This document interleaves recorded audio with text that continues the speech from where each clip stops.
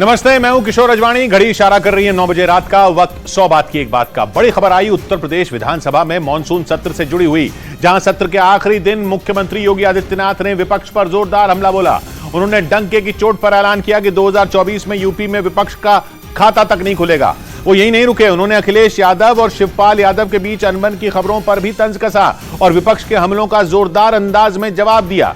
और उत्तर प्रदेश विधानसभा के मॉनसून सत्र का आखिरी दिन धमाकेदार रहा। राज्य के मुख्यमंत्री ने सत्र के आखिरी दिन विपक्ष के सारे हमलों का जवाब दिया। योगी आदित्यनाथ से ठीक पहले अखिलेश यादव बोले, जिन्होंने विकास, कृषि क्षेत्र और सांडों के मुद्दे पर राज्य सरकार को घेरा, जिनका योगी आदित्यनाथ ने बारी बारी से जवाब भी दिया और अखिलेश यादव पर तंज भी कसा था। उन्होंने इशारों इशारों में परिवारवाद का मुद्दा उठाते हुए अखिलेश यादव पर चुटकी ली। जो लोग जन्म से चांदी के चम्मच में खाने के आदी हैं,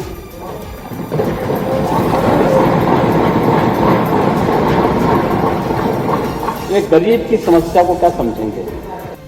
इस दौरान योगी आदित्यनाथ ने शायरी भी सुनाई। उन्होंने 2019 के विधानसभा चुनाव के नतीजों का जिक्र किया, जिसने अखिलेश यादव का उत्तर प्रदेश की सत्ता में वापसी का सपना तोड़कर रख दिया था और योगी आदित्यनाथ दोबारा उत्तर प्रदेश के मुख्यमंत्री बने थे। दुष्यंत कुमार ने इस पर एक बहुत अच्छी बात कही।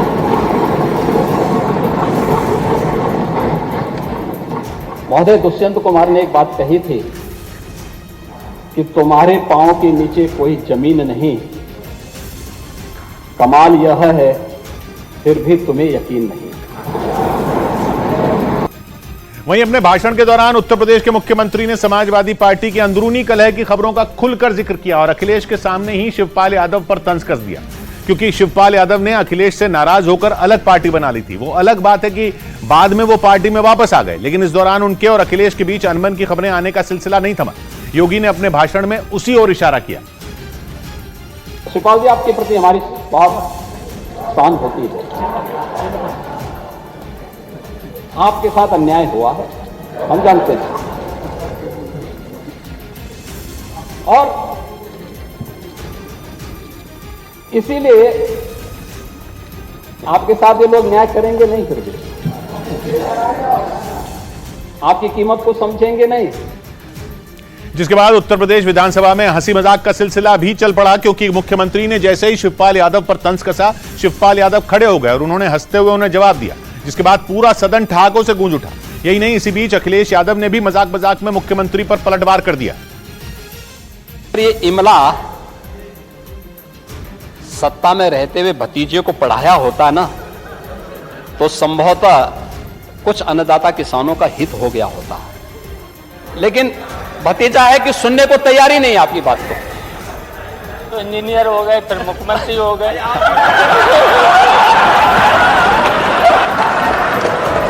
मुख्यमंत्री को भी पढ़ाई करा देनी चाहिए, कुछ ट्यूशन ले लो आप इनसे। वहीं विधानसभा में बहस के दौरान उत्तर प्रदेश में सांडों का मुद्दा भी उठा, क्योंकि अखिलेश यादव इस मुद्दे पर सदन में ही नहीं, सदन के बाहर भी राज्य सरकार को घेर चुके हैं, जिसके जवाब में मुख्यमंत्री ने राज्य में पशुओं के संरक्षण का मुद्दा उठा दिया और अखिलेश यादव को उनकी सरकार में किए गए कामों को याद दिला दिया। जिस सांड की आप बात कर रहे हैं ना, ये सांड भी उसी का हिस्सा है। आपके समय में ये बूचड़खानों के हवाले होता था, हमारे समय में यही पशुधन का पार्ट बना हुआ है। वहीं मानसून सत्र के आखिरी दिन सदन में बोलने के लिए खड़े हुए मुख्यमंत्री ने 2024 के चुनावों की बात भी कर डाली, क्योंकि पिछले 2 बार से यूपी में बीजेपी को लोकसभा और विधानसभा दोनों चुनावों में बंपर जीत मिली, जिसका जिक्र करते हुए मुख्यमंत्री ने विपक्ष को एक बार फिर चित करने का दावा कर डाला। यही नहीं वोट पब्लिक ने फिर से नकार दिया। मैंने कहा ना 14, 17, 19, 22 और फिर चिंता मत करो, 24 में खाता भी नहीं खुलने वाला है। 24 में डबल इंजन की सरकार फिर से रिपीट करेगी। उधर विपक्ष के हमलों का जवाब देने के बीच मुख्यमंत्री किसानों से जुड़ी योजनाओं की जानकारी देना नहीं भूले, क्योंकि समाजवादी पार्टी ने यह मुद्दा भी उठाया, जिसके बाद योगी आदित्यनाथ विपक्ष पर बरस पड़े। यही नहीं, उन्होंने पूरे आंकड़ों के साथ अपनी सरकार का पक्ष रखा और कविता के जरिए अपनी बात रखी। हे ग्राम देवता नमस्कार, सोने चांदी से नहीं किंतु तुमने मिट्टी से किया प्यार, हे ग्राम देवता नमस्कार। ये उसी किसान के लिए है, क्योंकि सोना चांदी से प्यार करने वाले लोग अन्नदाता किसान के महत्व को नहीं समझेंगे। इससे पहले उत्तर प्रदेश विधानसभा में समाजवादी पार्टी के नेता अखिलेश यादव ने अपना भाषण दिया, जिसमें उन्होंने बढ़ती महंगाई का मुद्दा उठाया। इस दौरान उन्होंने राज्य सरकार की नीतियों पर सवाल उठाए और टमाटर के आसमान छूते दामों पर राज्य सरकार से सवाल पूछ डाले। टमाटर का रंग नहीं देखा, आप बात ही नहीं करना चाहते टमाटर पर, क्योंकि टमाटर की कीमत ने आपके चेहरों को लाल कर दिया। सपना दिखा रहे $1 ट्रिलियन इकोनॉमी का, और आप टमाटर के ठेले लगा रहे हैं। और महंगाई के बाद अखिलेश यादव ने राज्य सरकार को घेरने के लिए आवारा सांडों के आतंक का मुद्दा उठाया। उन्होंने इल्जाम लगाया कि उत्तर प्रदेश में पिछले कुछ दिनों में सांडों के हमले में कई लोग घायल हुए हैं, लेकिन राज्य सरकार ने इन शिकायतों पर कोई एक्शन नहीं लिया। किस तरीके से सांड ने गली में आकर के किसी बच्चे को, किसी महिला को, किसी बुजुर्ग को उठा करके फेंक दिया। यही $1 ट्रिलियन की इकोनॉमी का सपना है। आपकी योजना चल रही है, इकट्ठा रखिए उनको, क्यों नहीं रख रहे हैं? और नहीं मानते, कहीं आप अपने ही जिले में एक सांड सफारी बना लो। किसने रोका है आपको? उधर लखनऊ विधानसभा में मानसून सत्र के आखिरी दिन समाजवादी पार्टी के नेता अखिलेश यादव और ओपी राजभर ने एक दूसरे पर फिल्मी गानों के जरिए तंज कसे। ओपी राजभर की सुहेलदेव भारतीय समाज पार्टी ने उत्तर प्रदेश के विधानसभा चुनाव के दौरान समाजवादी पार्टी के साथ गठबंधन किया था, लेकिन कुछ दिन पहले वो अखिलेश का साथ छोड़कर बीजेपी में शामिल हो गए, बीजेपी के साथ हो गए। इसके बाद ये पहला मौका था जब दोनों का आमना सामना हुआ, जिसमें अखिलेश यादव ने ओपी राजभर पर फिल्मी गाने के जरिए तंज कसा, तो वहीं ओपी राजभर ने भी उसी अंदाज में जवाब दे दिया। जब मैं मंच पे रहता था इनके साथ, तो एक गाना हमेशा गाते थे, चल सन्यासी मंदिर में। जो पहली लाइन तो इन्होंने गा दी, उस गाने की दूसरी लाइन गा दे, मैं बैठ जा रहा हूं। मेरे अंगने में तुम्हारा क्या काम?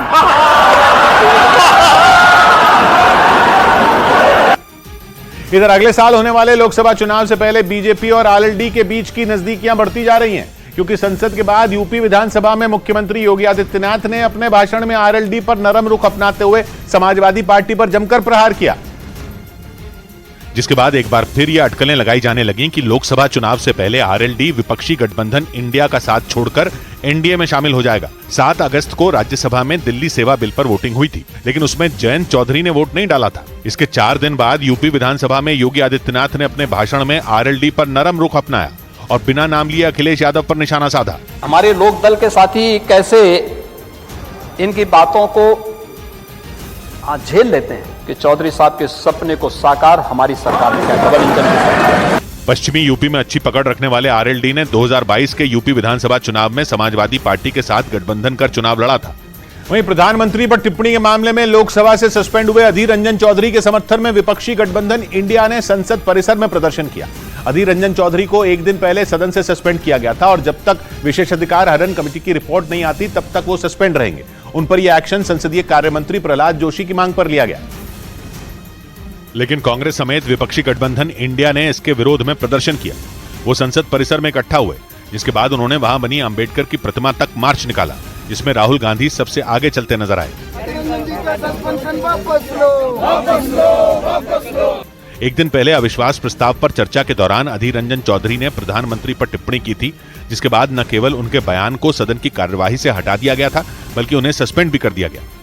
जिसके बाद लोकसभा में अगले दिन की कार्यवाही शुरू होते ही विपक्ष ने हंगामा शुरू कर दिया।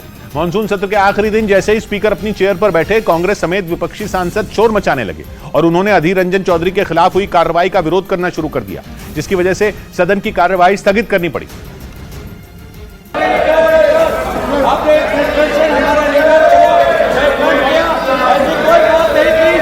नारायण भाई कचाड़े। यही नहीं, कांग्रेस ने यह मुद्दा राज्यसभा में भी उठाया, जिस पर वहां भी खूब हंगामा हुआ। वहां यह मुद्दा विपक्ष के नेता मल्लिकार्जुन खड़गे ने उठाया।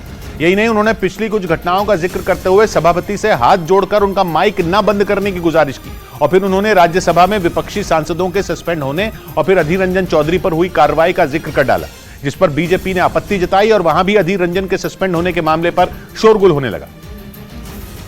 जल्दी माइक बंद मत करो साहब, मेरा 1 मिनट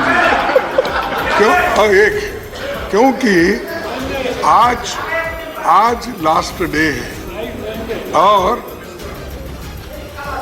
इतने लोगों को इस सदन से सस्पेंड किया गया और वहां पर आदिर रंजन चौधरी जो अपोजिशन लीडर है उनको भी सस्पेंड किया गया।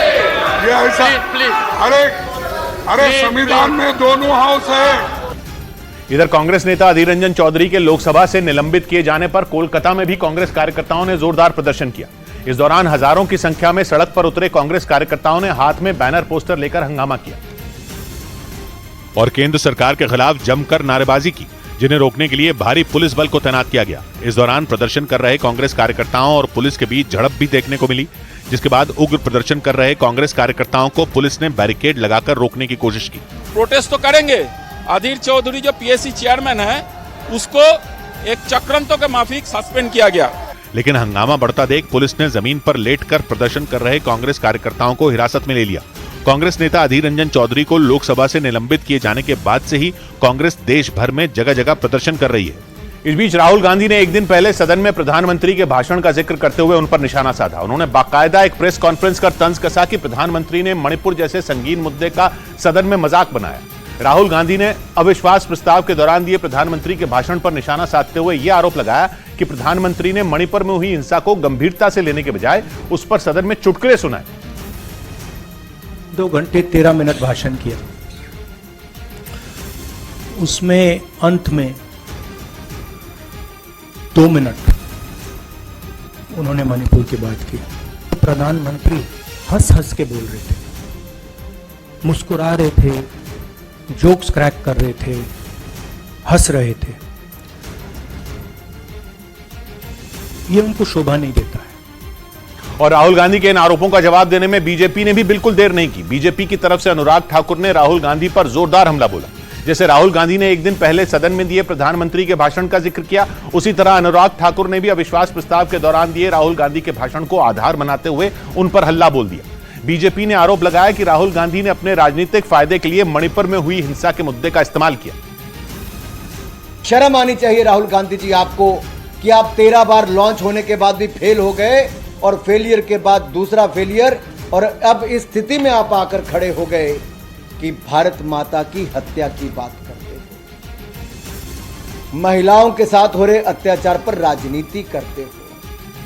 इधर सांसदों की सहमति के बिना हस्ताक्षर कराने के आरोप में आम आदमी पार्टी के सांसद राघव चड्ढा को राज्यसभा से निलंबित कर दिया गया। वो तब तक सदन से निलंबित रहेंगे जब तक प्रिविलेज कमेटी उनके मामले की जांच नहीं कर लेती। यही नहीं, कुछ दिन पहले राज्यसभा से इस सत्र के लिए सस्पेंड किए गए सांसद संजय सिंह को अगले सत्र के लिए भी निलंबित करने का फैसला लिया गया। यानी दिल्ली सेवा बिल को रोकने में नाकाम रहने के बाद अब आम आदमी पार्टी को दोहरा झटका लगा। 24 जुलाई को संजय सिंह को निलंबित किया गया था और अब राघव चड्ढा को भी राज्यसभा से निलंबित कर दिया गया। Suspend Sri Raghav Chadha, member from the service of the council, till the council has the benefit of the report of the by the committee of privileges. उन पर बिना सहमति सांसदों से दस्तखत करवाने के आरोप हैं। 7 अगस्त को राज्यसभा में दिल्ली सेवा बिल पर वोटिंग हुई थी। उस दिन 5 सांसदों ने आरोप लगाया था कि बिल पर उनकी सहमति के बिना उनके नाम लिस्ट में डाल दिए गए। सांसदों ने बताया कि बिल को सिलेक्ट कमेटी को भेजने का प्रस्ताव राघव चड्ढा ने दिया था। बाद में सभी ने गृह मंत्री अमित शाह से मामले में जांच की मांग की थी। और बिना सहमति सांसदों के हस्ताक्षर करवाने के आरोप में राज्यसभा से सस्पेंड होने के बाद आम आदमी पार्टी के सांसद राघव चड्ढा ने वीडियो जारी कर बीजेपी पर निशाना साधा। उनके अलावा 24 जुलाई से संसद सत्र से सस्पेंड चल रहे आम आदमी पार्टी के सांसद संजय सिंह ने भी केंद्र सरकार पर हमला किया। और शायद मैं पहली बार ही ऐसा देख रहा हूं कि जो मनगढ़ंत आरोप बीजेपी लगा रही है और जिस अपराध के लिए मुझे दोषी कह रही है, वो तो अपराध कहीं रूल बुक में लिखा ही नहीं हुआ। एक नई परंपरा मोदी सरकार ने शुरू कर दी है।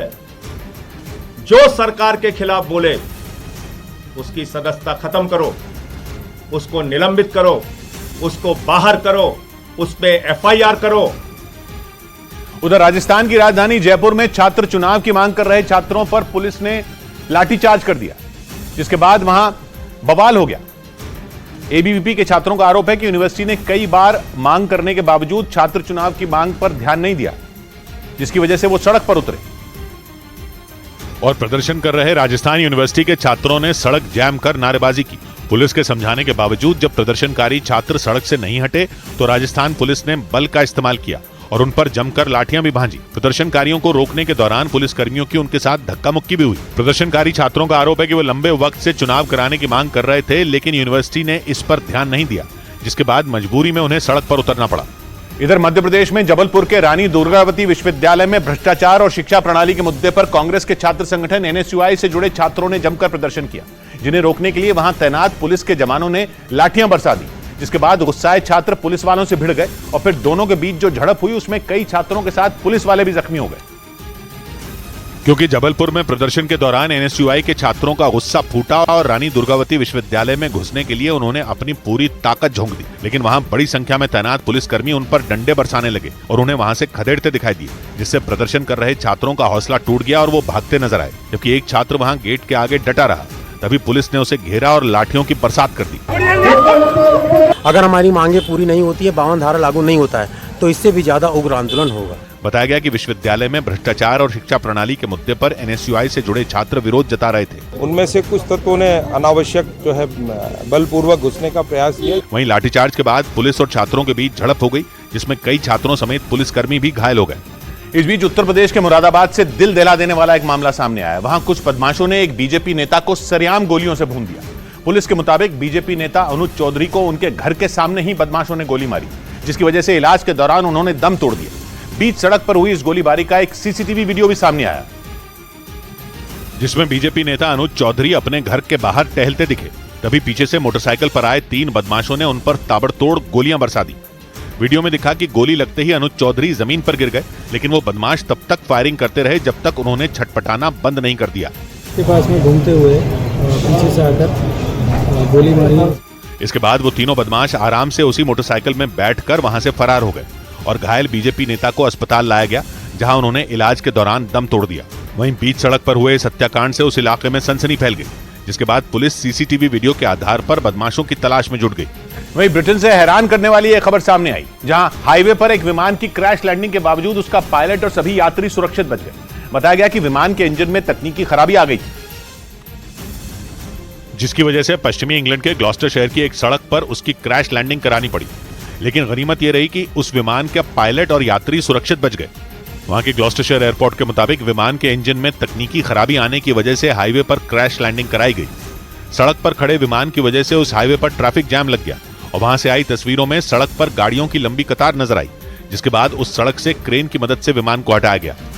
उधर पिछले महीने समंदर में जॉइंट ड्रिल करने के बाद रूस और चीन एक बार फिर अपने जंगी जहाजों के साथ प्रशांत महासागर में उतर गए।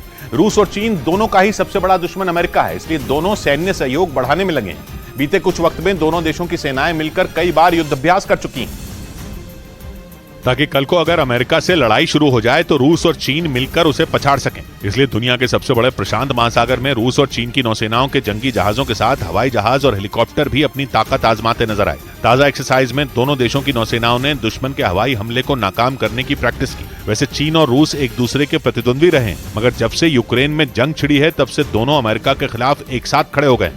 इस बीच उत्तर कोरिया और अमेरिका के बीच जंग की आशंका और ज्यादा बढ़ गई, क्योंकि संयुक्त राष्ट्र की एक रिपोर्ट में दावा किया गया कि उसके लगाए प्रतिबंधों को धता बताते हुए उत्तर कोरिया के शासक किम जोंग उन ने धड़ल्ले से परमाणु हथियार बनाना जारी रखा है। उत्तर कोरिया अपने परमाणु प्रोग्राम की वजह से ही अमेरिका के निशाने पर है और अमेरिका की लाख चेतावनियों के बावजूद किम जोंग उन अपने कदम पीछे खींचने को तैयार नहीं।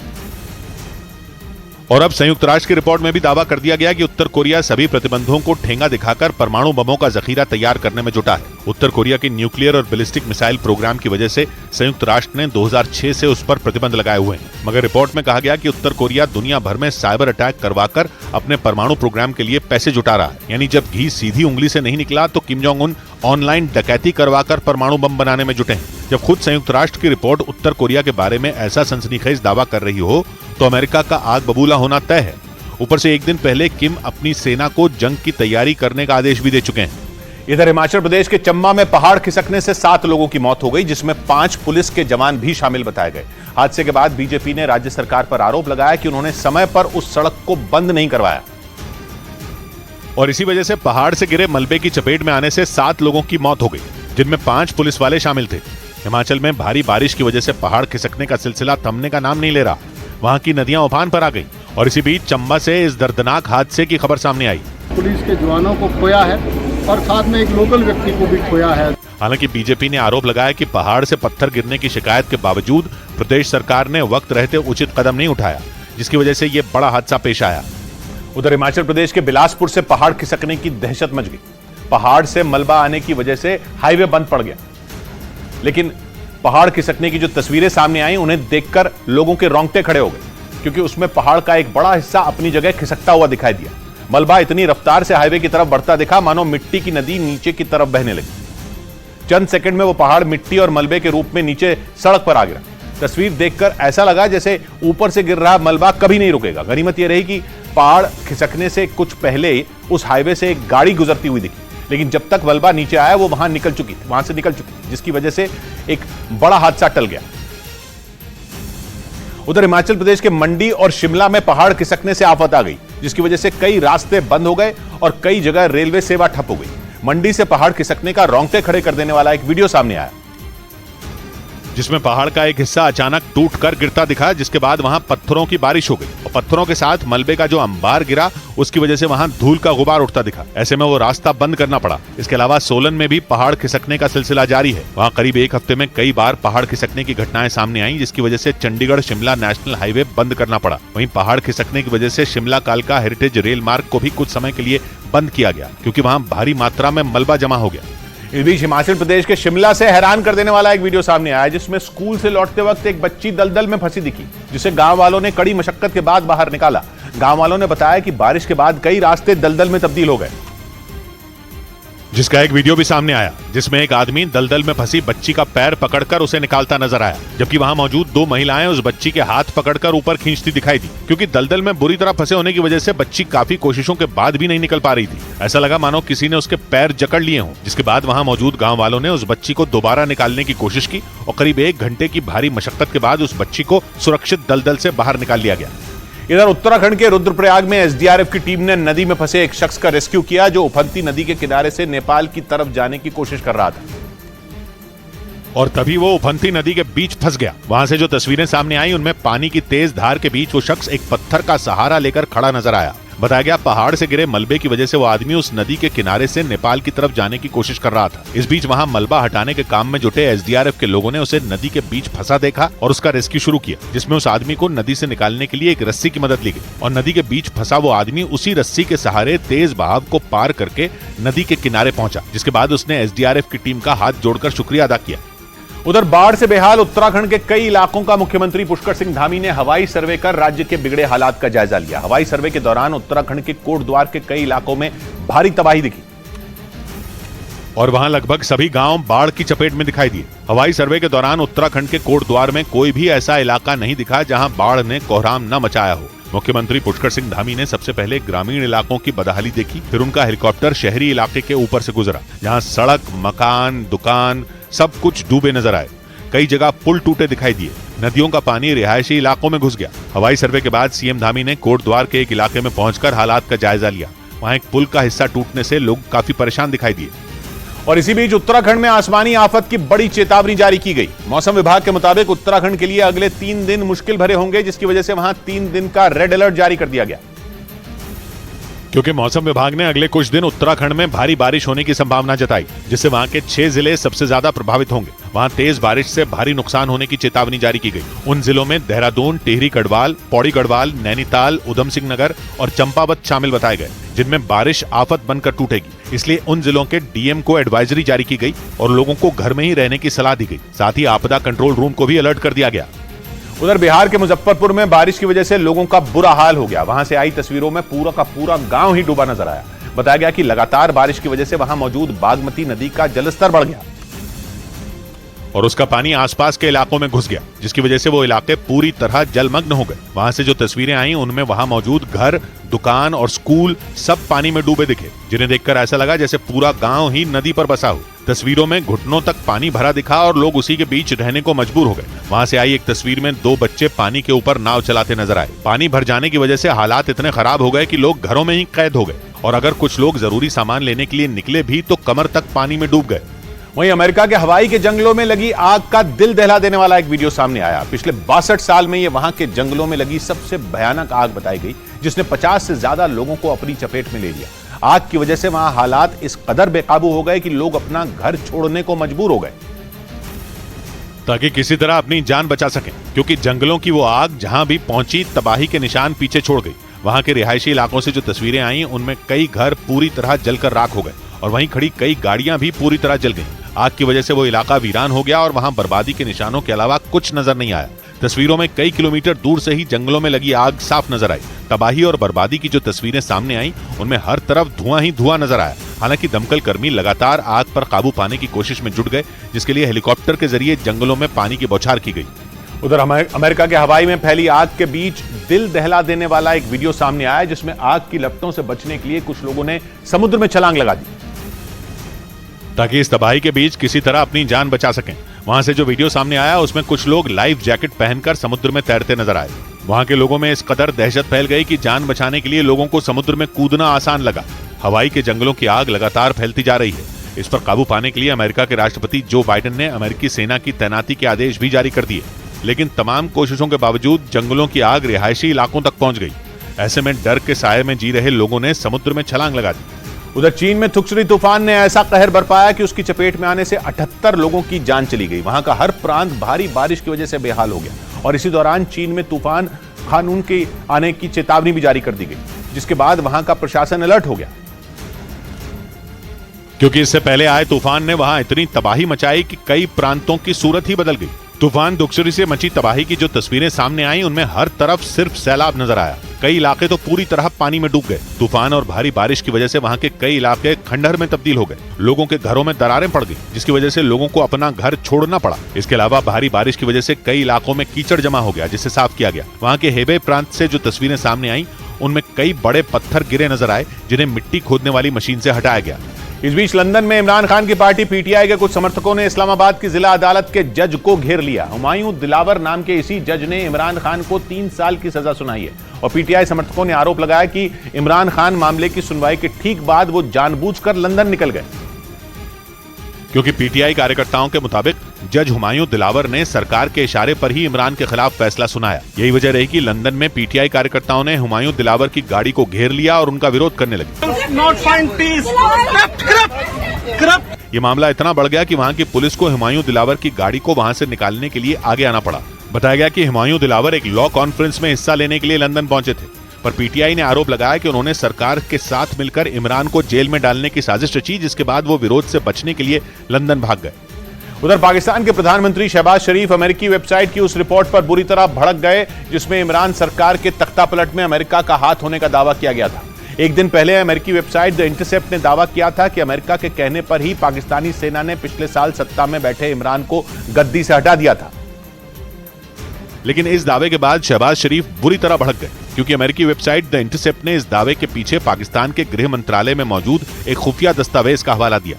वहीं पाकिस्तान के गृह मंत्री राना सनाउल्लाह ने भी इन आरोपों को सिरे से नकार दिया। साथ ही उन्होंने जानकारियां लीक करने वाले के खिलाफ एक्शन लेने का भी भरोसा दिया, क्योंकि इस रिपोर्ट में अमेरिका में पाकिस्तान के राजदूत और व्हाइट हाउस के एक अधिकारी के बीच खुफिया डील होने की बात कही गई, जिससे पाकिस्तान के प्रधानमंत्री शहबाज शरीफ नाराज हो गए और उन्होंने अमेरिकी वेबसाइट द इंटरसेप्ट के इस दावे को शर्मनाक बता दिया।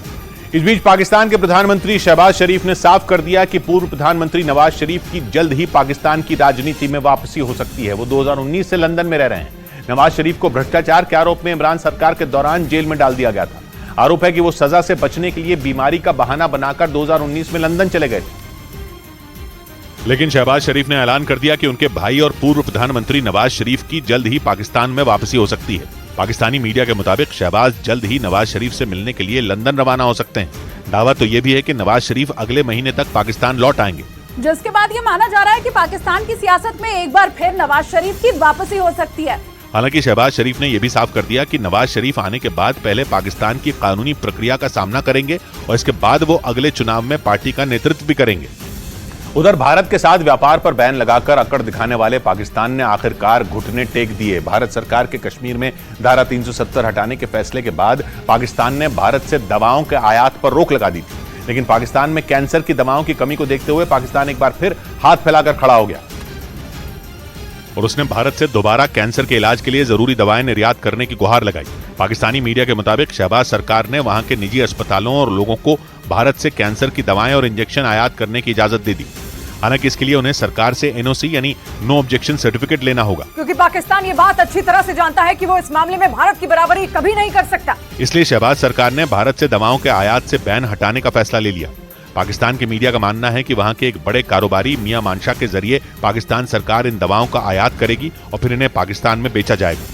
इधर छत्तीसगढ़ के धमतरी जिले से आए एक मामले ने सभी को हैरान कर दिया। वहां बीजेपी के एक जिला पंचायत सदस्य ने कांग्रेस के जिला पंचायत अध्यक्ष पर विकास कार्यों के लिए मिलने वाली राशि में भेदभाव करने का आरोप लगाया और विरोध करते हुए जिला पंचायत की बैठक के दौरान ही खुद पर मिट्टी का तेल छिड़ककर आग लगाने की कोशिश की, जिसकी वजह से वहां हड़कंप मच गया। और वहां से जो वीडियो सामने आया उसमें खूबलाल ध्रुव नाम के वो जिला पंचायत सदस्य टेबल पर बैठकर खुद पर मिट्टी का तेल उड़ेलते नजर आए, जिसकी वजह से वहां अफरा तफरी मच गई। उस जिला पंचायत सदस्य ने अपनी पैंट की जेब से माचिस निकालने और खुद को आग लगाने की कोशिश भी की, लेकिन वहां मौजूद दूसरे सदस्यों ने उन्हें पकड़ लिया। इस घटना की वजह से धमतरी जिला पंचायत कार्यालय में हड़कंप मच गया। असल में खूबलाल ध्रुव बीजेपी के सदस्य हैं और उन्होंने कांग्रेस के जिला पंचायत अध्यक्ष पर विकास कार्यों के लिए मिलने वाली राशि में भेदभाव करने का आरोप लगाया और विरोध में जिला पंचायत की बैठक के दौरान ही आत्मदाह करने की कोशिश की। इधर कर्नाटक के मंड्या से हैरान कर देने वाला एक वीडियो सामने आया, जिसमें बीजेपी कार्यकर्ताओं ने कृषि मंत्री पर भ्रष्टाचार के आरोप लगाते हुए उनकी फोटो के साथ क्यूआर कोड वाले पोस्टर लगाए और लोगों से उस क्यूआर कोड के जरिए कृषि मंत्री को पैसा देकर बदले में अवैध काम करवाने की अपील की। और कृषि मंत्री के फोटो लगे हुए क्यूआर कोड वाले पोस्टरों को जैसे ही पुलिस ने देखा वो एक्शन में आ गई और पोस्टर लगाने वालों को हिरासत में ले लिया। यही नहीं, पुलिस ने कई जगह से उन पोस्टरों को हटा दिया, जिसे देखकर कुछ बीजेपी कार्यकर्ता दूसरी जगहों पर पोस्टर लगाने लगे और उन्होंने सड़क, दीवार और पहले से लगे बैनरों पर पोस्टर लगा दिए और जमकर नारेबाजी भी की। कर्नाटक के कृषि विभाग के 7 सहायक निदेशकों ने कृषि मंत्री एन चलुवराय स्वामी पर भ्रष्टाचार का आरोप लगाते हुए राज्यपाल से शिकायत की थी, जिसके बाद बीजेपी ने कृषि मंत्री के खिलाफ प्रदर्शन किया। इधर राजस्थान में विधायकों के लिए 5 स्टार होटल की तरह सुविधाएं वाले फ्लैट बनकर तैयार हो गए। मुख्यमंत्री अशोक गहलोत इन लग्जरी फ्लैट का उद्घाटन करेंगे। विधायकों के लिए बनाए गए ये फ्लैट विधानसभा के ठीक बगल में है, ताकि विधायक आसानी से सदन पहुंच सकें। जयपुर के लाल कोठी इलाके में 8 मंजिला भव्य इमारत का निर्माण किया गया है और इसी इमारत में विधायकों के लिए 5 स्टार होटल की तरह सुविधाओं वाले 160 फ्लैट बनाए गए हैं। विधायकों को मिलने वाले ये सभी फ्लैट 4 BHK हैं, यानी 4 बेडरूम वाले हैं। हर फ्लैट में 4 कमरे, बड़ा हॉल, खुली हवा वाला किचन और दूसरी आधुनिक सुविधाएं मौजूद हैं। मतलब फ्लैट में हर सुख सुविधा का ख्याल रखा गया है। कि जो प्राइवेट स्पेस के अंदर जगह दी गई है उसमें भी आप देखिए कि ये दूसरा मास्टर बेडरूम और दूसरे के अंदर भी बालकनी। विधानसभा के पास जहां ये भव्य इमारत बनाई गई है वहां पहले विधायकों के पुराने 54 आवास थे, जिन्हें तोड़वाकर राज्य सरकार ने विधायकों के लिए आधुनिक सुविधाओं से लैस इन फ्लैट का निर्माण करवाया। उधर रूस ने चांद पर पानी खोजने के लिए 47 साल बाद अपना मून मिशन लूना 25 लॉन्च कर दिया। लूना 25 रूस की स्पेस एजेंसी के मुताबिक इस मिशन का मकसद चांद पर पानी की खोज के अलावा वहां कई दूसरी रिसर्च को भी अंजाम देना है। और इस मिशन को रूस ने लूना 25 नाम दिया है, जिसके लिए रूस का रॉकेट लूना 25 लैंडर को लेकर चांद की तरफ रवाना हो गया। रूस की स्पेस एजेंसी के मुताबिक ये रॉकेट अगले 7 से 10 दिन तक चांद के ऑर्बिट में चक्कर लगाएगा और फिर 21 या 22 अगस्त को लूना 25 लैंडर चांद की सतह पर उतरेगा। खबर है कि रूस के लूना 25 की लैंडिंग चांद के दक्षिणी ध्रुव पर होगी, जहां अमेरिकी स्पेस एजेंसी नासा ने 2018 में पानी होने का दावा किया था। इसीलिए रूस ने लूना 25 को वहीं उतारने का फैसला लिया। रूस इससे पहले 1976 में चांद पर मिशन लूना 24 भी उतार चुका है। इस बीच अंतरिक्ष में रिसर्च करने वाली भारत की संस्था इसरो यानी इंडियन स्पेस रिसर्च ऑर्गेनाइजेशन ने मून मिशन के लिए रूस को बधाई दी। रूस ने 47 साल बाद चांद पर अपना मिशन लूना 25 लॉन्च किया और दावा है कि रूस का लूना 25 चांद की सतह पर 21 या 22 अगस्त को लैंड कर सकता है, जिसके लिए इसरो ने रूस को अपनी शुभकामनाएं दी। ये मौका दोनों देशों के लिए इसलिए भी खास है क्योंकि भारत ने भी 14 जुलाई को चंद्रयान 3 लॉन्च किया था। चंद्रयान 3 को GSLV Mark 4 रॉकेट से अंतरिक्ष में भेजा गया था, जो 23 अगस्त को चांद पर उतरेगा। यानी रूस के मिशन मून लूना 25 के बाद भारत भी चांद पर कदम रखेगा। खबर है कि चंद्रयान 3 14 दिनों तक चांद पर रिसर्च करेगा, तो रूस का लूना 25 लैंडर 1 साल तक वहां अपने मिशन पर रहेगा। इधर पाकिस्तान से आई सीमा हैदर और सचिन मीना की लव स्टोरी पर बन रही फिल्म कराची टू नोएडा पर बखेड़ा खड़ा हो गया। ये तब हुआ जब समाजवादी पार्टी के नेता अभिषेक सोम ने पाकिस्तान भेजने के लिए फिल्म प्रोड्यूसर अमित जानी और सीमा के लिए फ्लाइट की टिकट बुक करा दी, जिसकी जानकारी उन्होंने सोशल मीडिया पर शेयर की और यह सलाह दी कि अमित जानी अपनी हीरोइन को लेकर पाकिस्तान चले जाएं। अभिषेक सोम ने फिल्म प्रोड्यूसर अमित जानी की film a tailor murder story और कराची टू नोएडा के पोस्टर के साथ दोनों की फ्लाइट टिकट भी ट्विटर पर पोस्ट कर दी। उन्होंने ये भी लिखा कि अंजू पहले से पाकिस्तान में है और अमित जानी सीमा को लेकर वहीं चले जाएं। समाजवादी पार्टी का कोई पूर्व प्रवक्ता है अभिषेक सोम, मैं बताना चाहता हूं उत्तर प्रदेश में योगी आदित्यनाथ जी की सरकार है। कुछ रोज पहले ही अमित जानी ने अभिषेक सोम पर शूटिंग के दौरान तोड़फोड़ की धमकी देने का आरोप लगाया था, जिसके बाद अभिषेक सोम ने भी उन पर माहौल बिगाड़ने का आरोप लगाते हुए नोएडा पुलिस कमिश्नर से शिकायत की थी। उधर रूस के रक्षा मंत्रालय ने दावा किया कि मॉस्को में यूक्रेन ने ड्रोन से हमले की कोशिश की। हालांकि इससे पहले कि वो कोई नुकसान पहुंचा पाते उन्हें ढेर कर दिया गया, लेकिन इसके बावजूद ड्रोन में हुए विस्फोट से एक इमारत को नुकसान पहुंचा। लेकिन राहत की बात यह रही कि किसी की जान नहीं गई। रूस की तरफ से ड्रोन हमले से जुड़ा एक वीडियो भी जारी किया गया, जिसमें ड्रोन हमले के बाद एक इमारत से धुएं का गुबार उठता दिखा। रूस ने दावा किया कि यह ड्रोन यूक्रेन ने भेजा था, जो हमले की फिराक में मॉस्को के करीब पहुंचा। लेकिन रूस के मुताबिक उसकी सेना ने हमले से पहले ही उस ड्रोन को ढेर कर दिया। हालांकि इस दौरान ड्रोन में विस्फोट भी हो गया, जिसकी चपेट में एक इमारत आ गई, जिससे मामूली नुकसान पहुंचा। रूस ने मॉस्को में इस ड्रोन हमले को आतंकवादी हमला करार दिया और इसके लिए सीधे तौर पर यूक्रेन को जिम्मेदार ठहराया गया। हालांकि यूक्रेन ने रूस के दावे को सिरे से खारिज कर दिया।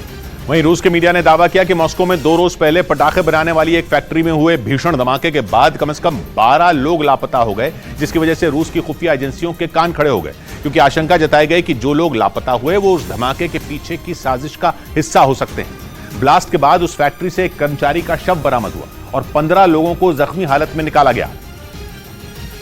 क्योंकि धमाके की दिल दहला देने वाली जो तस्वीरें सामने आई थी, उनमें भीषण तबाही का मंजर नजर आया। धमाके के बाद वो फैक्ट्री कई घंटों तक आग में जलती रही और आग को बुझाने के बाद वहां मलबे में अब भी लोगों की तलाश जारी है। ये ब्लास्ट रूस के राजधानी क्षेत्र में मॉस्को शहर से करीब 50 किलोमीटर दूर सिर्गेव फसाद शहर की पटाखे बनाने वाली फैक्ट्री में हुआ था। इस ब्लास्ट के पीछे यूक्रेन का हाथ होने की आशंका जताई गई और धमाके के बाद उस फैक्ट्री के 12 कर्मचारियों के लापता होने से शक की सुई और गहरी हो गई। इसीलिए रूस की खुफिया एजेंसियां हर एंगल से इस मामले की जांच में जुट गई। उधर अमेरिका के मीडिया ने दावा किया कि बाइडेन सरकार यूक्रेन को $1300 करोड़ यानी भारतीय रुपयों में करीब 1 लाख करोड़ रुपए के हथियार भेजने की तैयारी में है। इस युद्ध की शुरुआत से ही अमेरिका लगातार यूक्रेन की मदद कर रहा है और यूक्रेन को दिए गए भरोसे के तहत अमेरिका उसे घातक हथियारों की नई खेप भिजवाने की तैयारी में है। अमेरिकी मीडिया ने अमेरिका के संसद भवन के अधिकारियों के हवाले से दावा किया कि यूक्रेन को $1300 करोड़ यानी भारतीय रुपयों में करीब 1 लाख करोड़ के हथियार भेजे जाएंगे, क्योंकि जेलेंस्की की सेना को हथियारों की सख्त जरूरत है। इसलिए अमेरिका जल्द से जल्द यूक्रेन की मदद करना चाहता है। अमेरिका रूस के पड़ोसी देश पोलैंड, लिथुआनिया, लातविया और एस्टोनिया को भी जल्द हथियारों की बड़ी खेप देने वाला है, क्योंकि अमेरिका को डर है कि रूस इन देशों पर कभी भी हमला कर सकता है। इधर एनआईए के सूत्रों के हवाले से खबर है कि आतंकी संगठन केटीएफ यानी खालिस्तान टाइगर फोर्स के आतंकी अर्शदीप डल्ला के करीबी मनप्रीत पीता को फिलीपींस से भारत लाया गया।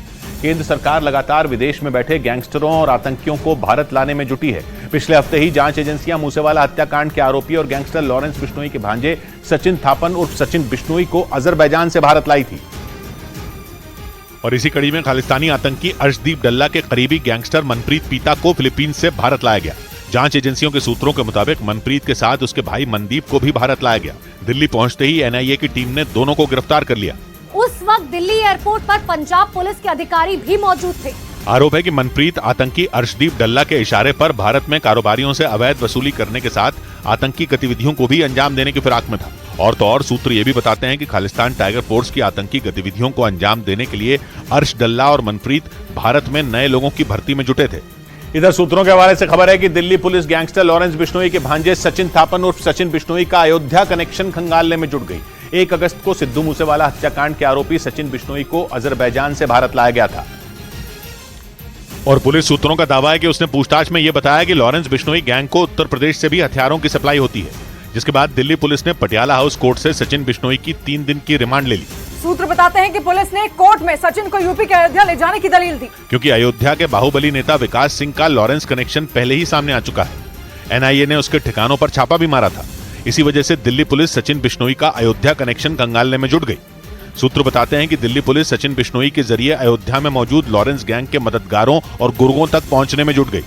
इधर गुजरात यूनिवर्सिटी मानहानि केस में गुजरात हाईकोर्ट दिल्ली के मुख्यमंत्री अरविंद केजरीवाल पर भड़क गई और उन्हें राहत देने से इनकार कर दिया। अरविंद केजरीवाल और आम आदमी पार्टी के राज्यसभा सांसद संजय सिंह ने मानहानि मामले में उनके खिलाफ चल रहे मुकदमे पर रोक लगाने की अर्जी दाखिल की थी, जिसे कोर्ट ने खारिज कर दिया। 2016 में प्रधानमंत्री नरेंद्र मोदी की डिग्री के बारे में अरविंद केजरीवाल और संजय सिंह के बयानों पर गुजरात यूनिवर्सिटी ने मानहानि का केस किया था। इस मामले में अहमदाबाद की जिला कोर्ट ने दोनों को 11 अगस्त को तलब किया था। इस आदेश को चुनौती देते हुए आम आदमी पार्टी के दोनों नेताओं ने गुजरात हाईकोर्ट का दरवाजा खटखटाया, लेकिन कोर्ट ने मानहानि मामले में जिला अदालत में चल रहे मुकदमे की सुनवाई पर रोक लगाने की याचिका खारिज कर दी। इससे पहले 5 अगस्त को भी अहमदाबाद की सेशंस कोर्ट ने उन पर चल रहे मुकदमे पर रोक लगाने की उनकी याचिका खारिज कर दी थी। उधर ईडी ने हरियाणा के निलंबित स्पेशल सीबीआई जज सुधीर परमार को मनी लॉन्ड्रिंग केस में गिरफ्तार कर लिया। उन पर गुरुग्राम की एक कंपनी से रिश्वत लेने का आरोप है और इसी मामले में पंजाब और हरियाणा हाईकोर्ट उन्हें पहले ही सस्पेंड कर चुकी है, जिसके बाद निलंबित स्पेशल सीबीआई जज सुधीर परमार को ईडी ने गिरफ्तार कर लिया। जांच एजेंसी ने रिश्वतखोरी के आरोपों से जुड़े मनी लॉन्ड्रिंग मामले में यह कार्रवाई की। इससे पहले ईडी ने गुरुग्राम की उस कंपनी के 3 अधिकारियों को भी गिरफ्तार किया था। आरोप है कि पूर्व जज सुधीर परमार ने अपने एक रिश्तेदार के जरिए गुरुग्राम की इस कंपनी से रिश्वत ली थी। इस मामले की जांच भ्रष्टाचार पर नकेल कसने वाली एजेंसी एसीबी यानी एंटी करप्शन ब्यूरो ने की थी और उसने ही सुधीर परमार समेत सभी आरोपियों के खिलाफ केस दर्ज किया था। उधर चीन की फंडिंग के आरोप झेल रही न्यूज क्लिक वेबसाइट और उसके मुख्य संपादक प्रबीर पुरकायस्थ को मनी लॉन्ड्रिंग केस में दिल्ली हाईकोर्ट ने नोटिस जारी कर दिया। अदालत में इस मामले की अगली सुनवाई 6 सितंबर को होगी, जिसमें दिल्ली हाईकोर्ट ईडी की अर्जी पर सुनवाई करेगी। ईडी ने अपनी याचिका में न्यूज क्लिक वेबसाइट और उसके मुख्य संपादक प्रबीर पुरकायस्थ के खिलाफ कार्रवाई पर लगी रोक हटाने की मांग की है। इस मुद्दे पर हाल ही में संसद में जमकर हंगामा हुआ था। बीजेपी ने अमेरिकी अखबार द न्यूयॉर्क टाइम्स की रिपोर्ट का हवाला देकर आरोप लगाया कि इस वेबसाइट में अमेरिकी करोड़पति नेविल रॉय सिंघम ने निवेश किया है। नेविल रॉय सिंघम को चीन का समर्थक माना जाता है। उन पर चीन की कम्युनिस्ट पार्टी के साथ रिश्ते के भी आरोप लग चुके हैं। यही नहीं, बीजेपी ने उस वक्त ये भी आरोप लगाया कि 2021 में जब ईडी ने इस वेबसाइट के खिलाफ एक्शन लिया था तो कांग्रेस ने उसका विरोध किया था। उधर तुर्की ने अपने पड़ोसी देश इराक में घुसकर 7 कुर्द लड़ाकों को ढेर करके अपने 6 सैनिकों की शहादत का बदला लेने का दावा किया। तुर्की कुर्द लड़ाकों को आतंकवादी मानता है और इराक के उत्तरी हिस्से में कुर्द लड़ाकों का अड्डा है, इसलिए तुर्की वहां से कुर्द लड़ाकों को खत्म करने के लिए पिछले साल अप्रैल से मिलिट्री ऑपरेशन चला रहा है। मगर 2 दिन पहले कुर्द लड़ाकों ने वहां तुर्की की सेना के ही 6 जवानों पर जानलेवा हमला कर दिया, जिसके बाद तुर्की के सिर पर बदला लेने का भूत सवार हो गया और उसने उत्तरी इराक में पनाह लिए कुर्द लड़ाकों के ठिकानों पर दिन दहाड़े ताबड़तोड़ हवाई हमले कर दिए।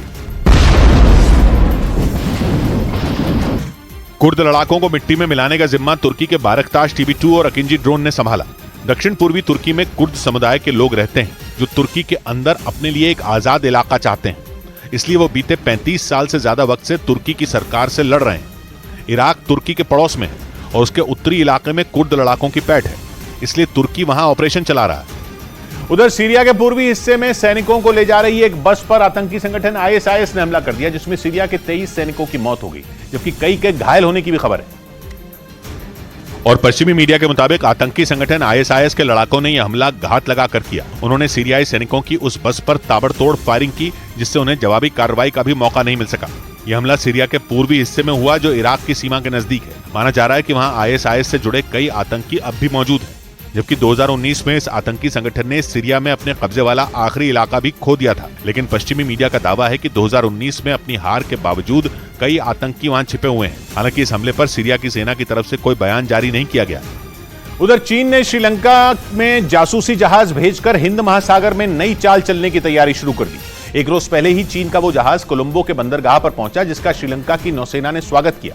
दावा किया गया कि उस जासूसी जहाज पर कई उपकरण और रेडार लगे हैं, जिनकी मदद से चीन हिंद महासागर इलाके में जासूसी करने में जुट गया, क्योंकि चीन का वो जासूसी जहाज श्रीलंका के कोलंबो बंदरगाह पहुंच गया। हालांकि चीन की ओर से दावा किया गया कि उसका जहाज कोलंबो में रिसर्च और सर्वे का काम करने पहुंचा है, जो समुद्र तल का 3D नक्शा बनाने और पानी का तापमान लेने से लेकर हर एक बारीकी को समझने का काम करेगा। लेकिन दावा किया गया कि उस जहाज से मिले डेटा का इस्तेमाल चीन की सेना भी करेगी। इसलिए माना जा रहा है कि उस जहाज के जरिए चीन हिंद महासागर में नजरें गड़ाए बैठा है, क्योंकि खाड़ी देशों से होने वाले ऊर्जा निर्यात का बहुत बड़ा हिस्सा हिंद महासागर से होकर गुजरता है। साथ ही इस इलाके में अमेरिका, ब्रिटेन और भारत समेत कई देशों के सैन्य अड्डे भी हैं। यही वजह है कि चीन वहां अपनी पकड़ मजबूत करना चाहता है।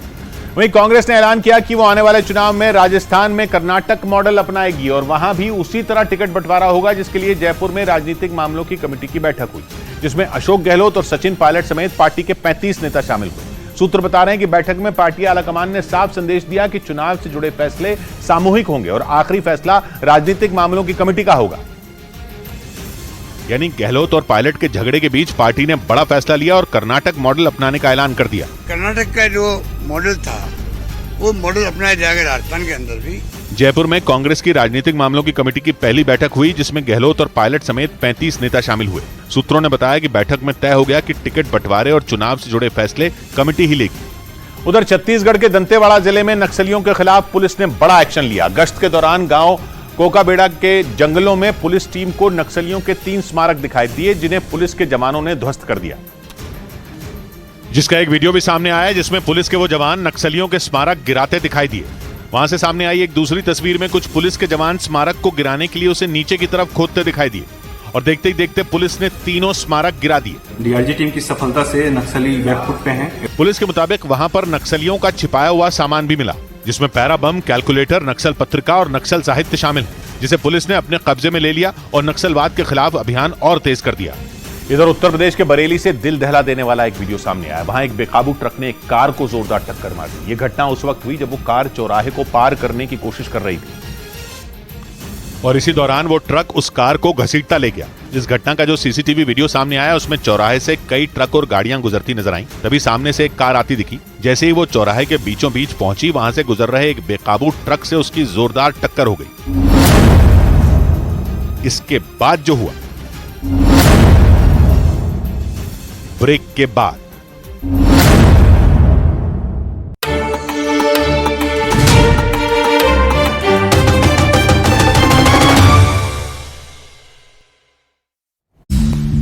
बड़ी खबर आई उत्तर प्रदेश विधानसभा में मॉनसून सत्र से जुड़ी हुई, जहां सत्र के आखिरी दिन मुख्यमंत्री योगी आदित्यनाथ ने विपक्ष पर जोरदार हमला बोला।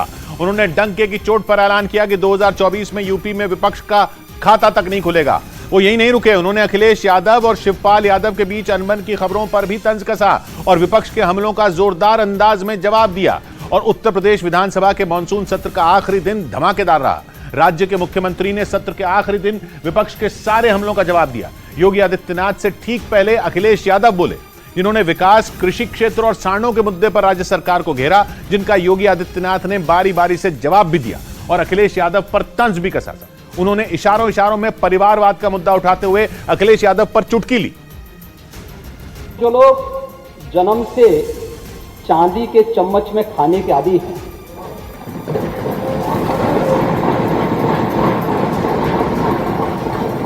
वे गरीब की समस्या को क्या समझेंगे। इस दौरान योगी आदित्यनाथ ने शायरी भी सुनाई। उन्होंने 2019 के विधानसभा चुनाव के नतीजों का जिक्र किया, जिसने अखिलेश यादव का उत्तर प्रदेश की सत्ता में वापसी का सपना तोड़कर रख दिया था और योगी आदित्यनाथ दोबारा उत्तर प्रदेश के मुख्यमंत्री बने थे। दुष्यंत कुमार ने इस पर एक बहुत अच्छी बात कही।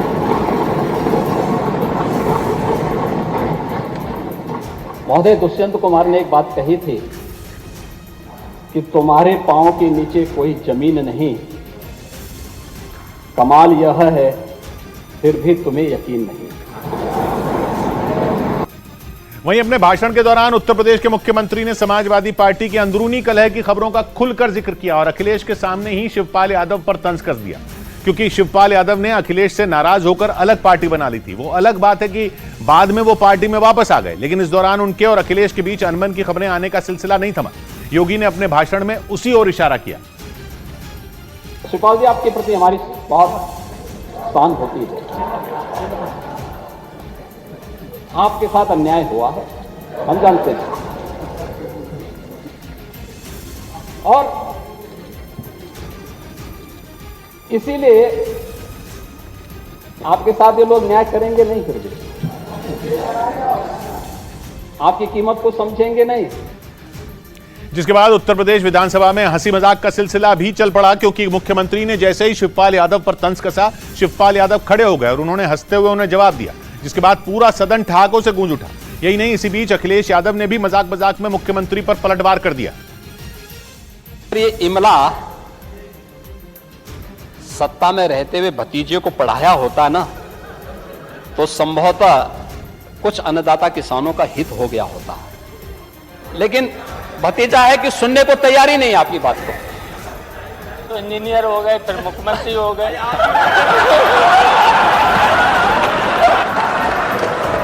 मुख्यमंत्री को भी पढ़ाई करा देनी चाहिए, कुछ ट्यूशन ले लो आप इनसे। वहीं विधानसभा में बहस के दौरान उत्तर प्रदेश में सांडों का मुद्दा भी उठा, क्योंकि अखिलेश यादव इस मुद्दे पर सदन में ही नहीं, सदन के बाहर भी राज्य सरकार को घेर चुके हैं, जिसके जवाब में मुख्यमंत्री ने राज्य में पशुओं के संरक्षण का मुद्दा उठा दिया और अखिलेश यादव को उनकी सरकार में किए गए कामों को याद दिला दिया। जिस सांड की आप बात कर रहे हैं ना, ये सांड भी उसी का हिस्सा है। आपके समय में ये बूचड़खानों के हवाले होता था हमारे समय में यही पशुधन का पाठ बना हुआ है। वहीं मानसून सत्र के आखिरी दिन सदन में बोलने के लिए खड़े हुए मुख्यमंत्री ने 2024 के चुनावों की बात भी कर डाली, क्योंकि पिछले 2 बार से यूपी में बीजेपी को लोकसभा और विधानसभा दोनों चुनावों में बंपर जीत मिली, जिसका जिक्र करते हुए मुख्यमंत्री ने विपक्ष को एक बार फिर चित करने का दावा कर डाला। दिया ही नहीं वोट पब्लिक ने, फिर से नकार दिया।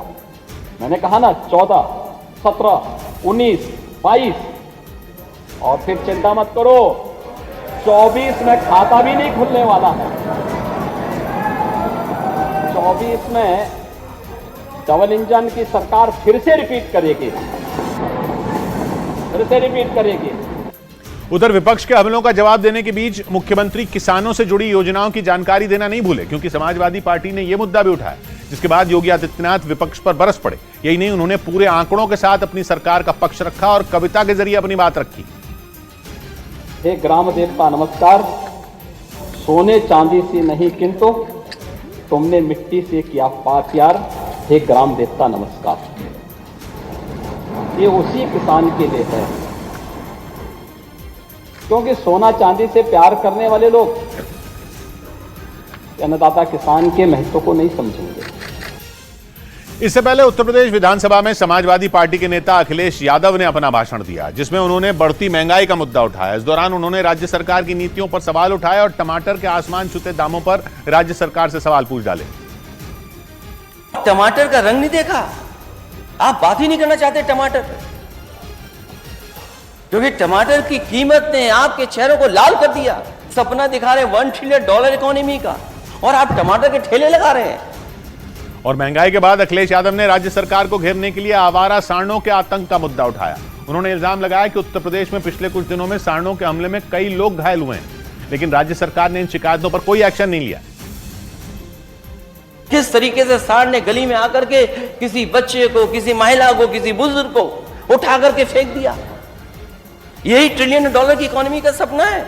आपकी योजना चल रही है, इकट्ठा रखिए उनको, क्यों नहीं रख रहे हैं? और नहीं मानते, कहीं आप अपने ही जिले में एक सांड सफारी बना लो। किसने रोका है आपको? उधर लखनऊ विधानसभा में मानसून सत्र के आखिरी दिन समाजवादी पार्टी के नेता अखिलेश यादव और ओपी राजभर ने एक दूसरे पर फिल्मी गानों के जरिए तंज कसी। ओपी राजभर की सुहेलदेव भारतीय समाज पार्टी ने उत्तर प्रदेश के विधानसभा चुनाव के दौरान समाजवादी पार्टी के साथ गठबंधन किया था, लेकिन कुछ दिन पहले वो अखिलेश का साथ छोड़कर बीजेपी में शामिल हो गए, बीजेपी के साथ हो गए। इसके बाद ये पहला मौका था जब दोनों का आमना सामना हुआ, जिसमें अखिलेश यादव ने ओपी राजभर पर फिल्मी गाने के जरिए तंज कसा, तो वहीं ओपी राजभर ने भी उसी अंदाज में जवाब दे दिया। जब मैं मंच पे रहता था इनके साथ, तो एक गाना हमेशा गाते थे, चल सन्यासी मंदिर में। जो पहली लाइन तो इन्होंने गा दी, उस गाने की दूसरी लाइन गा दे, मैं बैठ जा रहा हूं। मेरे अंगने में तुम्हारा क्या काम?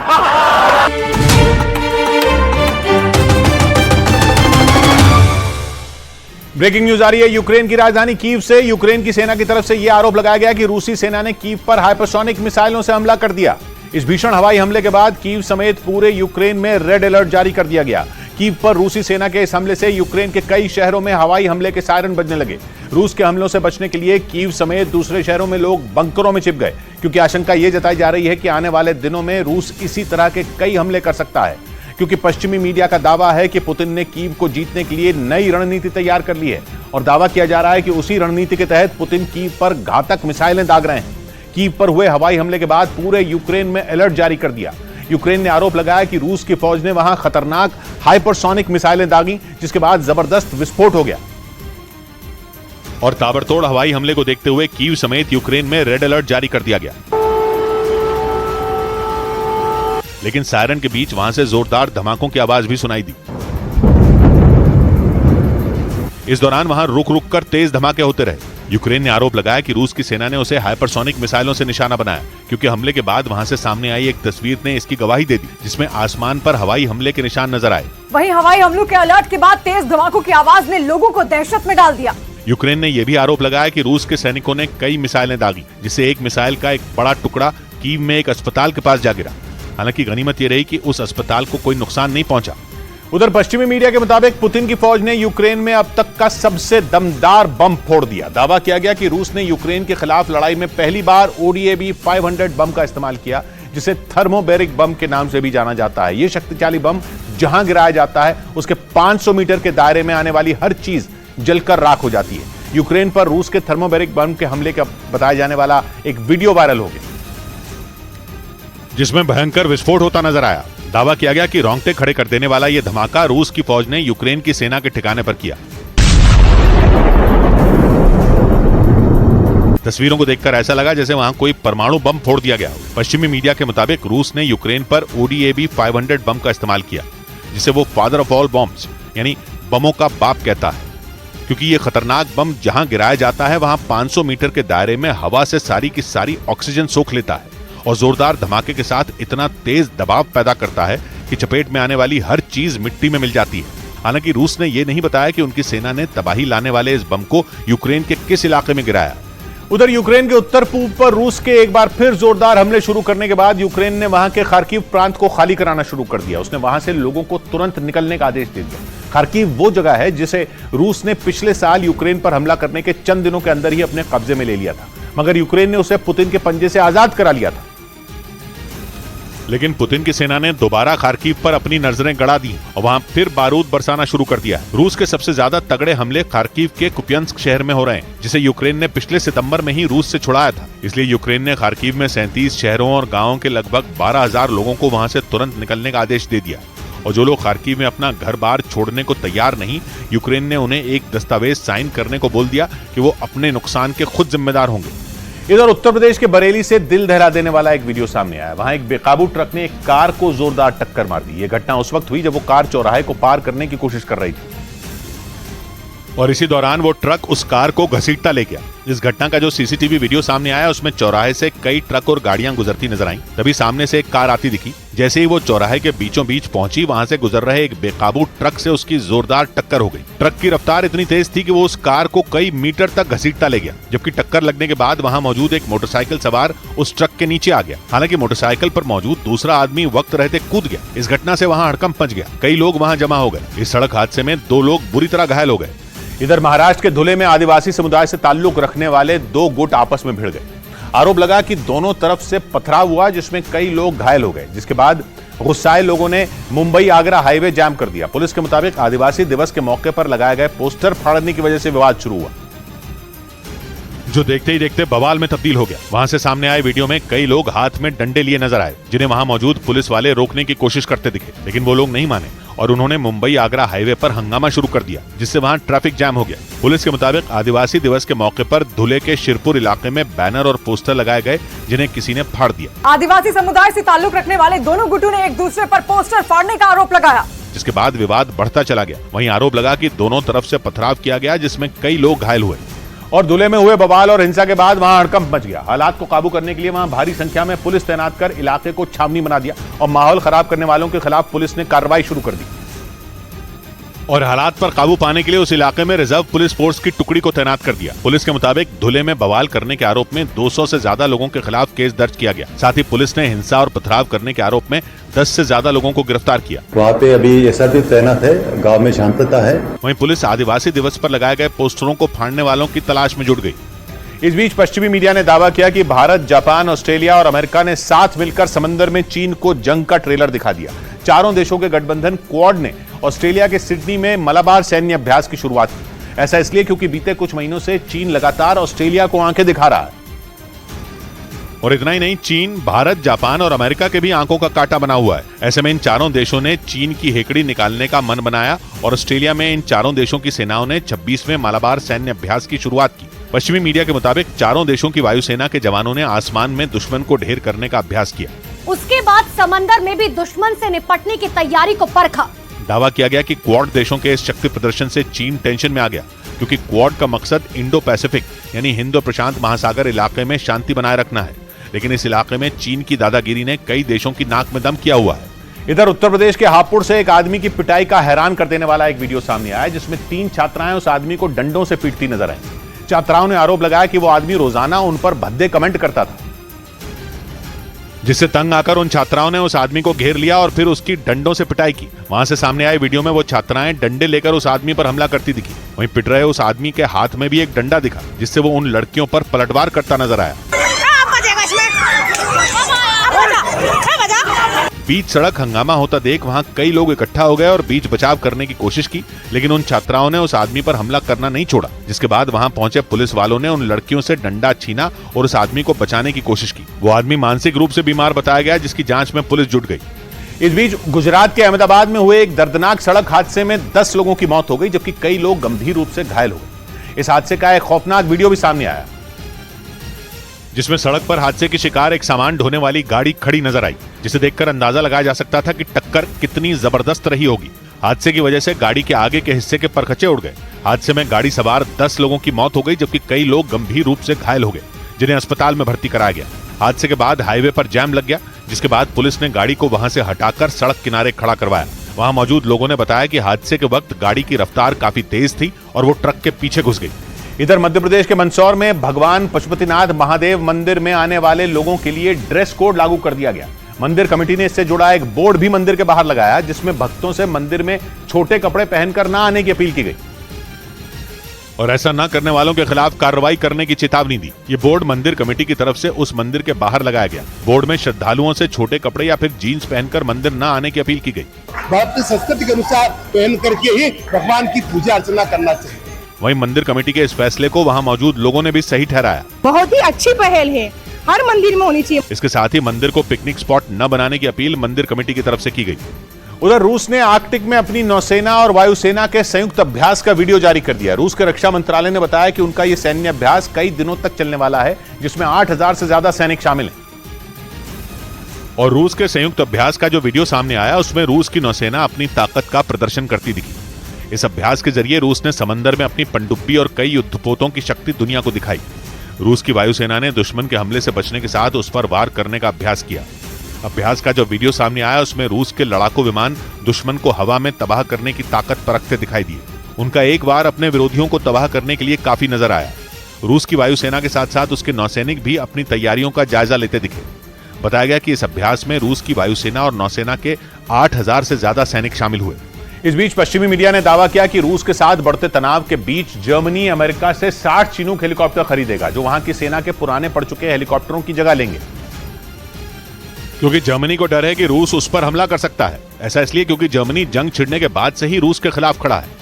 वो न सिर्फ पैसे से बल्कि हथियारों से भी यूक्रेन की मदद कर रहा है। ऐसे में उसे भी अपनी सुरक्षा का डर सताने लगा और उसने अमेरिका की विमान बनाने वाली कंपनी बोइंग से करीब 60 चिनूक हेलीकॉप्टर खरीदने की डील की। ये डील करीब 72,000 करोड़ रुपए की होगी। चिनूक हेलीकॉप्टर मुश्किल हालात में भी सैनिकों को हथियार समेत एक इलाके से दूसरे इलाके में पहुंचाने में सक्षम है, बल्कि सर्च और रेस्क्यू ऑपरेशन में भी ये हेलीकॉप्टर काफी मददगार है। पश्चिमी मीडिया के मुताबिक ये डील होने के बाद जर्मनी के पास नेटो का दूसरा सबसे बड़ा मिलिट्री हेलीकॉप्टर बेड़ा होगा।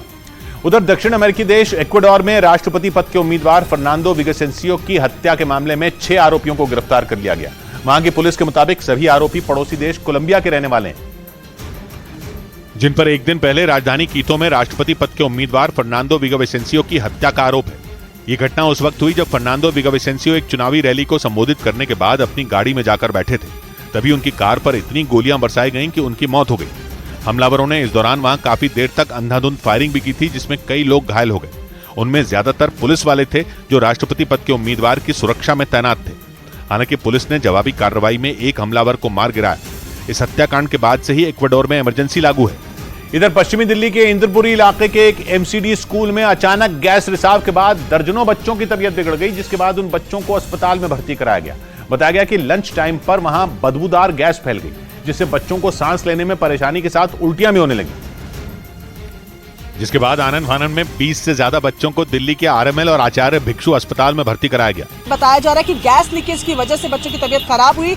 उनमें से तकरीबन 15 बच्चों को इसी आरएमएल अस्पताल में लेकर आया गया है। बताया जा रहा है कि ज्यादातर बच्चों की हालत स्टेबल है। स्कूल में हादसे की खबर मिलने के बाद दिल्ली बीजेपी के अध्यक्ष वीरेंद्र सचदेवा भी बच्चों का हालचाल लेने अस्पताल पहुंच गए। नगर निगम को देखना चाहिए कि ऐसा कारण क्यों है, इसकी एक अच्छी जांच भी होनी चाहिए। हादसे के बाद बच्चों के परिजन भी अस्पताल पहुंचे और उन्होंने स्कूल पर बच्चों की सुरक्षा के इंतजाम न होने के भी आरोप लगाए। इधर बिहार पुलिस ने गया में हथियारों की नुमाइश करने के आरोप में जिले के एक टॉप 10 अपराधी को गिरफ्तार कर लिया। पुलिस ने बताया कि उस पर डबल मर्डर का भी आरोप है। उसका एक वीडियो भी सामने आया जिसमें वो स्टेज पर एक डांसर के साथ नाचता दिखा। बताया गया कि मोहम्मद वकील नाम का वो आरोपी पारिवारिक कार्यक्रम में शामिल होने आया था। आरोप लगा कि इस दौरान उसने उस डांसर के साथ नाचते हुए तमंचा भी लहराया, जिसकी सूचना वहां मौजूद लोगों ने पुलिस को दे दी। जिसके बाद पुलिस ने वहां पहुंचकर उस आरोपी को गिरफ्तार कर लिया। वहीं पुलिस ने उसे गया में 1 साल पहले हुई 2 सगे भाइयों की हत्या के मामले का भी आरोपी बताया। इधर असम के मोरीगांव में पुलिस ने 3 साइबर जालसाजों को एक मुठभेड़ के बाद गिरफ्तार कर लिया। पुलिस ने बताया कि पकड़े गए तीनों साइबर ठग एटीएम पर लोगों की मदद के बहाने उनके एटीएम कार्ड बदल लेते थे और फिर उन लोगों के कार्ड के जरिए रुपए निकाल लेते थे। पुलिस ने आरोपियों का सीसीटीवी वीडियो भी जारी किया, जिसमें वो एटीएम मशीन पर लोगों की मदद के नाम पर जालसाजी करते दिखे। वहां से सामने आए एक वीडियो में सफेद टी शर्ट में एक आदमी एक एटीएम से कुछ पैसे निकालने की कोशिश करता दिखाई दिया। इस दौरान उसके पीछे काली टी शर्ट में वो आरोपी वहां आया और उसने भी अपने पर्स से एक एटीएम कार्ड निकाला, जिसके बाद सफेद टी शर्ट वाले उस आदमी की मदद के बहाने उसने उसका कार्ड बदल दिया। पुलिस ने इन साइबर ठगों का एक और वीडियो जारी किया, जिसमें वही आरोपी दूसरे एटीएम से पैसे निकालता दिखा। वहीं पुलिस ने उन आरोपियों को एक मुठभेड़ के दौरान गिरफ्तार करने का दावा किया। उधर शेयर बाजार में लगातार दूसरे दिन भी सुस्ती छाई रही और बाजार भारी गिरावट के साथ बंद हुआ। कारोबारी हफ्ते के आखिरी दिन सेंसेक्स और निफ्टी लाल निशान पर ही बने रहे और बाजार बंद होने के वक्त बॉम्बे स्टॉक एक्सचेंज का सेंसेक्स 365 अंक गिरकर 65,322 पर पहुंच गया, जबकि नेशनल स्टॉक एक्सचेंज का निफ्टी 114 अंक गिरकर 19,428 पर बंद हुआ। इस दौरान सबसे ज्यादा गिरावट बैंकिंग, ऑटो और फार्मा शेयरों में देखने को मिली। इसके अलावा मिड कैप और स्मॉल कैप शेयरों में भी सुस्ती छाई रही। उधर उत्तर प्रदेश के प्रयागराज के नैनी सेंट्रल जेल में बंद अतीक अहमद गैंग के गुर्गों की जेल बदली जाएगी, क्योंकि पुलिस को जानकारी मिली है कि नैनी जेल में बंद अतीक गैंग के गुर्गे किसी बड़ी वारदात को अंजाम देने की फिराक में है। इसकी जानकारी मिलते ही पुलिस एक्शन में आ गई, क्योंकि उमेश पाल हत्याकांड के बाद अतीक द गैंग IS 227 यानी इंटरस्टेट 227 के गुर्गों के खिलाफ पुलिस ने तेजी से कार्रवाई की। इस ताबड़तोड़ कार्रवाई में अतीक के गैंग के दर्जनों सदस्यों को गिरफ्तार कर नैनी जेल भेज दिया गया, जहां पहले से ही अतीक का दूसरा बेटा अली अहमद और रिश्तेदार जिशान उर्फ जानू समेत कई गुर्गे बंद हैं। अतीक के वकील खान सौलत हनीफ और विजय मिश्रा भी नैनी जेल में कैद हैं। लेकिन नैनी जेल में IS 227 के गुर्गों की बड़ी साजिश के पर्दाफाश ने पुलिस की चिंता बढ़ा दी। यही वजह रही कि पुलिस अतीक गैंग के बदमाशों को नैनी जेल से हटाकर दूसरी जेलों में शिफ्ट करने की तैयारी में जुट गई। इधर महाराष्ट्र में ट्रेन गोलीकांड के आरोपी चेतन सिंह के नार्को टेस्ट की अर्जी को कोर्ट ने रद्द कर दिया, साथ ही उसे 14 दिन की न्यायिक हिरासत में जेल भेज दिया। आरोपी चेतन सिंह पर चलती ट्रेन में गोली मारकर 4 लोगों की हत्या करने का आरोप है और इसी मामले में जीआरपी ने आरोपी आरपीएफ के कांस्टेबल चेतन सिंह को कोर्ट में पेश किया और कोर्ट से उसका नार्को टेस्ट कराने की मांग की। वकील के मुताबिक कोर्ट के पूछने पर आरोपी चेतन सिंह ने नार्को टेस्ट कराने से मना कर दिया, जिसके बाद कोर्ट ने जीआरपी की नार्को टेस्ट वाली अर्जी को खारिज कर दिया। कोर्ट ने हमारे दोनों बाजू की दलील सुनने के बाद वो अर्जी खारिज कर दी, क्योंकि किसी भी आरोपी का नार्को टेस्ट कराने के लिए उसकी इजाजत जरूरी होती है। इसलिए जब आरोपी चेतन ने नार्को टेस्ट कराने से मना कर दिया तो कोर्ट ने जीआरपी की अर्जी खारिज कर दी। उधर उत्तर प्रदेश के कुशीनगर जिले में बड़ा हादसा हो गया। वहां एक बेकाबू कार के नहर में गिर जाने से 3 लोगों की मौत हो गई, जिसके बाद वहां हड़कंप मच गया और हादसे की जगह पर पहुंचे मृतकों के परिजनों में चीख पुकार मच गई।